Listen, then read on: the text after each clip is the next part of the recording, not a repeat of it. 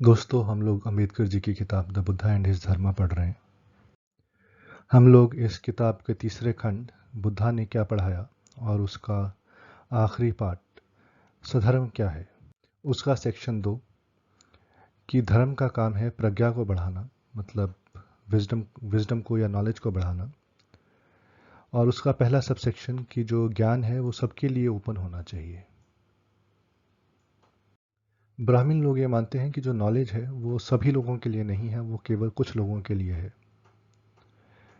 उनका ये मानना है कि जो नॉलेज है वो केवल ब्राह्मण, क्षत्रिय और वैश्यों के लिए है, और उसमें भी केवल मेल लोगों के लिए है। मैं इस चीज़ से डिसएग्री करता हूँ, बट अंबेडकर जी के हिसाब से यही उनकी अंडरस्टैंडिंग थी। तो जितनी भी औरतें हैं, भले ही वो किसी भी कास्ट की हों, और सभी वैश्य, उन लोगों को नॉलेज एक्वायर करने का हक नहीं था एज पर ब्राह्मणिक डॉक्ट्रिन। तो हाँ, ये शूद्रों के बारे में वो सही कह रहे हैं, बट वीमेन के बारे में बस क्लैरिफाई कर रहा हूँ कि मेरा उनसे एग्रीमेंट नहीं है कि जो उनकी अंडरस्टैंडिंग है और मेरी अंडरस्टैंडिंग में फ़र्क है। और उसका कारण ये है कि मैंने बहुत सी कहानियाँ ऐसी सुनी हैं जहाँ पे जो ऋषि थे उनकी वाइफ्स को अच्छी खासी नॉलेज थी। कुछ बुक्स हैं जो वैदिक बुक्स हैं, वैदिक या उपनिषदिक बुक्स, जिसमें फीमेल ऋषियों का कंट्रीब्यूशन है।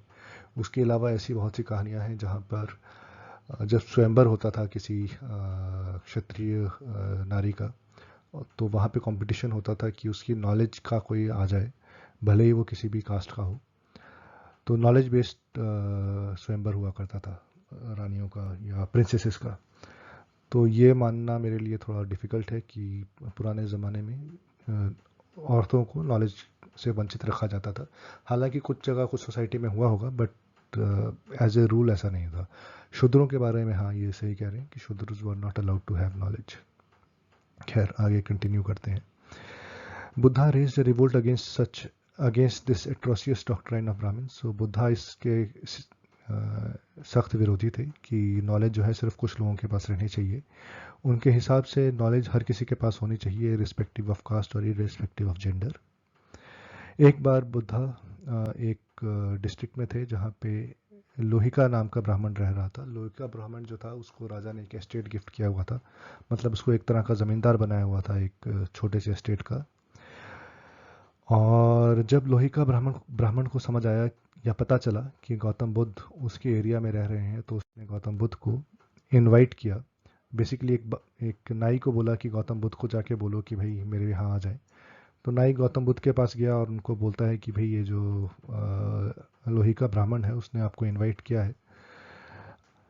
गौतम बुद्ध उसकी बात मान लेते हैं, उसके साथ साथ जा रहे होते हैं, और जब जा रहे होते हैं तो बार बार गौतम बुद्ध को कहता है कि भाई ये जो लोहिका ब्राह्मण है ये नहीं मानता कि नॉलेज हर किसी को मिलनी चाहिए। तो गौतम बुद्ध कहते हैं ऐसा है क्या? और ये कहने के बाद वो उसके पास चले जाते हैं। लोहिका ब्राह्मण गौतम बुद्ध को अच्छा खासा खाना पीना खिलाता है। खाना खाने के बाद गौतम बुद्ध उससे पूछते हैं कि मैंने सुना है कि तुम्हारा ये विचार है कि जो नॉलेज है वो सिर्फ कुछ ही लोगों के पास रहना चाहिए और सब लोगों के पास नहीं रहना चाहिए। तो लोहिका ब्राह्मण कहता है कि हाँ, मेरा यही विचार है।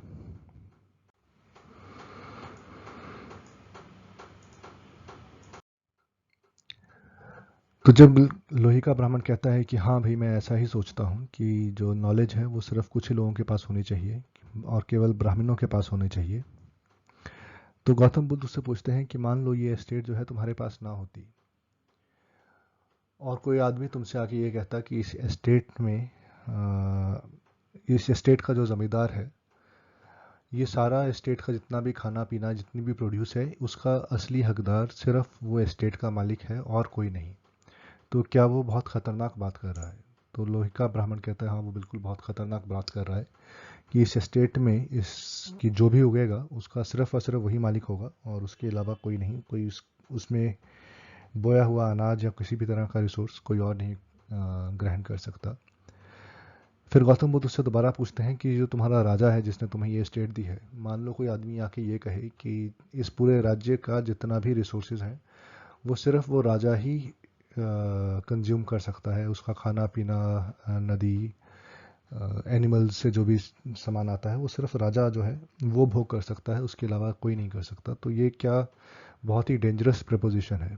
तो फिर जो लोही का ब्राह्मण था वो कहता है हाँ ये भी बहुत ही डेंजरस प्रेपोजिशन है, ऐसा कहना बिल्कुल सही नहीं है। तो फिर गौतम बुद्ध उसको ये समझाते हैं भाई जब इस तरह से एक ज़मीन किसी एक की नहीं हो सकती, उसमें उगा हुआ एक जो रिसोर्स है, एक ज़मीन से जो रिसोर्स आ रहा है वो सारा का सारा एक राजा का नहीं हो सकता, वहाँ पे जितने भी लोग रहते हैं उन सभी का है। तो फिर नॉलेज भी उसी हिसाब से होनी चाहिए, वो सिर्फ कुछ लोगों की नहीं हो सकती, वो जितने भी लोग हैं वो उन सभी के लिए है।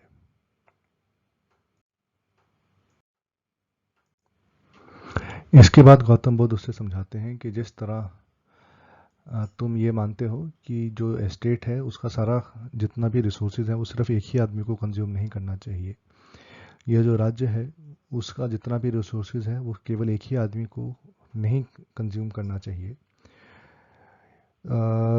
राजा को सिंपथी रखनी चाहिए अपनी प्रजा के साथ, जो भी वो कमा रहा है, जो उसको रिसोर्सेज से मिल रहा है, वो अपने अपनी प्रजा के साथ मिल बांट के खाना चाहिए। और अगर वो ऐसा नहीं करता तो उसके पीछे उसके मन में एनिमिटी है अपने बाकी लोगों के लिए। तो अगर तुम्हें ये चीज़ समझ आती है तो तुम्हें ये भी समझ में आना चाहिए कि यही प्रिंसिपल नॉलेज के लिए भी अप्लाई होता है।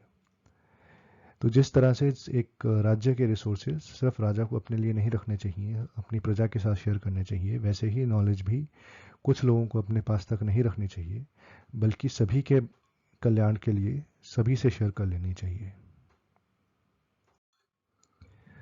तो आज हमने पढ़ा कि गौतम बुद्ध का ये मानना था कि लर्निंग जो है या नॉलेज जो है वो सिर्फ एक छोटे से सेक्शन के लिए नहीं होनी चाहिए, वो सभी के लिए होनी चाहिए, इररिस्पेक्टिव ऑफ कास्ट या जेंडर। अगले वीडियो में हम देखेंगे कि कैसे गौतम बुद्ध ये कहते हैं कि जो लर्निंग है केवल वो काफ़ी नहीं है, सिर्फ लर्निंग होने से या सिर्फ नॉलेज होने से इंसान को घमंड आ जाता है। तो मिलते हैं अगले वीडियो में। मुझसे जुड़े रहने के लिए धन्यवाद।